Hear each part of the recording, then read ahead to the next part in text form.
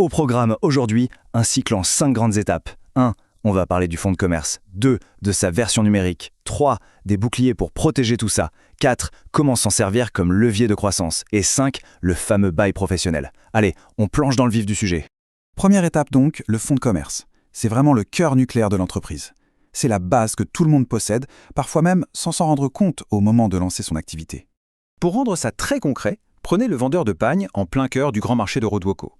Prenez le gérant d'un super salon de coiffure qui cartonne à Bobo du Lasso, ou encore la petite pharmacie de quartier de Madame Aminata à Ouagadougou. Qu'est-ce qu'ils ont tous en commun? Eh bien, ils exploitent tous un fonds de commerce. Ils ont assemblé avec beaucoup d'efforts plein d'éléments différents pour créer une vraie valeur économique. Mais attention, l'intuition est super trompeuse ici. Le fonds de commerce, ce n'est pas le bâtiment en briques ou la parcelle de terre. Pas du tout. La loi le définit comme un bien meuble et incorporel. En clair, c'est une combinaison invisible de moyens organisés dans un seul et unique but, capter et fidéliser une clientèle. Le business en lui-même est une entité qui flotte, totalement distincte des murs physiques qui l'abritent. Et là, il y a une nuance absolument géniale qu'il faut saisir. La différence entre la clientèle et l'achalandage. Imaginez un pharmacien passionné, disons Maître Bourima. Les gens viennent de loin pour la qualité de ses conseils. S'il déménage sa pharmacie à l'autre bout de la ville, ses patients feront le trajet pour le suivre.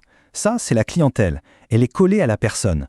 À l'inverse, prenez une vendeuse de jus frais juste à l'entrée du marché. Elle capte naturellement les passants.